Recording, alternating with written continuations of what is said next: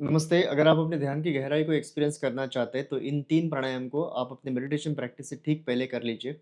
जिससे आपका माइंड काम और रिलैक्स होगा और जिसकी वजह से आपकी ध्यान की गहराई भी बढ़ जाएगी। तो सबसे पहला प्राणायाम है उज्जाई ब्रीथिंग। तो उज्जाई ब्रीथिंग के अंदर आप कंफर्टेबल एक पोस्चर में बैठ जाइए। आप चेयर पे बैठ के भी इसे प्रैक्टिस कर सकते हैं और दोनों हाथ अपने नी पे रखिए और अपने थ्रोट के मसल्स को यानी कि थ्रोट के मसल्स को इंटरनली थोड़ा-सा कॉन्ट्रैक्ट कर लेना है। और इंटरनली कॉन्ट्रैक्ट करके आपको नाक से इन्हेल करना है और कॉन्ट्रैक्शन के साथ में ही नाक से एक्सहेल करना है। ये प्राणायाम प्रैक्टिस करते वक़्त आपको थोड़ा-सा स्नोरिंग टाइप साउंड सुनाई देगा।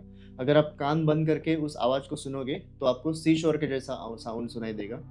तो इस प्राणायाम को आप कम से कम 7 से 8 मिनट प्रैक्टिस कर लीजिए। आपके मेडिटेशन प्रैक्टिस से पहले प्रैक्टिस किया जाने वाला ये फर्स्ट प्राणायाम है। इसके बाद में सेकंड प्राणायाम के लिए आप अनुलोम-विलोम कर लीजिए। अनुलोम-विलोम आपको एक अनुपात के अंदर यानी एक रेशियो के अंदर प्रैक्टिस करना है। जैसे कि आप अगर 5 काउंट तक इन्हेल करते हैं, तो उसे 10 काउंट्स तक एक्सहेल करना है या फिर आप 6 काउंट्स तक इन्हेल करते हैं, तो आपको 12 काउंट्स तक एक्सहेल करना है। तो जितने अनुपात में आप इन्हेल करोगे, उसके डबल आपको एक्सहेल करना है। तो ये एक 1:2 का रेशियो आपको अनुलोम-विलोम प्राणायाम के अंदर मेंटेन करना है। धीरे-धीरे जैसे आपका ब्रीथिंग इम्प्रूव होगा, वैसे-वैसे आप जो है उसको बढ़ा सकते हैं। मतलब 6 का 7 कर सकते हैं, 7 का 8 कर सकते हैं। वो आपके इम्प्रूवमेंट के अकॉर्डिंगली आप उसे बढ़ा सकते हैं, लेकिन आपको इस तरह से ही प्रैक्टिस करना है। इससे ज़्यादा आप इन्हेल करें या एक्सहेल कर सकते हैं अगर पर्टिकुलरली, तो आपको नहीं करना है।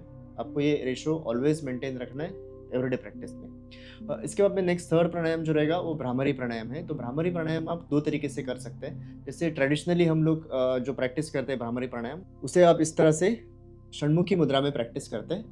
तो इन हाथ को इस तरह से अपने चेहरे पे और कान पे प्लेस करके तो इस तरह से भी आप भ्रामरी प्राणायाम प्रैक्टिस कर सकते हैं या इसे आप हाकिनी मुद्रा के साथ में भी प्रैक्टिस कर सकते हैं। जैसे कि अपने फिंगर टिप्स को यहाँ पे जॉइंट रखिए और फिंगर टिप्स को अपने नेवल के सामने इस तरह से हाकिनी मुद्रा लगा दीजिए।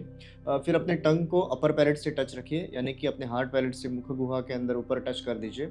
और थर्ड आपको शांभवी मुद्रा प्रैक्टिस करनी है। अपने आईब्रो सेंटर पे गेजिंग करना है आपको दोनों आईज से। तो ये तीनों अप्लाई करके भी आप भ्रामरी प्राणायाम कर सकते हैं या फिर आप षण्मुखी मुद्रा के साथ में भी प्राणायाम प्रैक्टिस कर सकते हैं। तो आपको कम से कम भ्रामरी 21 टाइम्स प्रैक्टिस करनी है ड्यूरिंग द सेशन। तो प्राणायाम में आपका सबसे पहला प्राणायाम उज्जाई प्राणायाम हो गया, सेकंड प्राणायाम आपका अनुलोम-विलोम हो गया और तीसरा प्राणायाम आपका भ्रामरी हो गया। तो अप्रॉक्सिमेटली 7 मिनट्स के लिए इन तीनों प्राणायाम को प्रैक्टिस कर लीजिए। तो ये आपका 20 मिनट का प्राणायाम प्रैक्टिस हो जाएगा। और इसे आप हर दिन मेडिटेशन प्रैक्टिस करने से पहले इसे प्रैक्टिस कर लीजिए।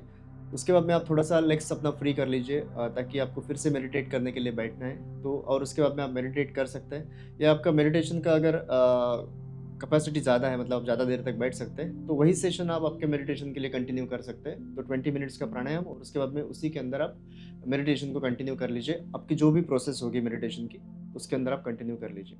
ऐसा अगर आप 1 महीने के लिए प्रैक्टिस करते हैं, तो आप 1 महीने के बाद में अपने मेडिटेशन के एक्सपीरियंस में काफ़ी चेंज देखेंगे। तो आप इस प्रैक्टिस को अपने मेडिटेशन में ज़रूर इम्प्लीमेंट कीजिए या इन इन तीनों प्राणायाम को अपने मेडिटेशन प्रैक्टिस से पहले ज़रूर इम्प्लीमेंट कीजिए। आपके जो भी एक्सपीरियंस रहेंगे, आप मेरे साथ में शेयर कीजिए। तो आज के वीडियो में बस इतना ही, अगले वीडियो में हम फिर मिलेंगे। तब तक के लिए आप खुश रहिए और स्वस्थ रहिए। धन्यवाद।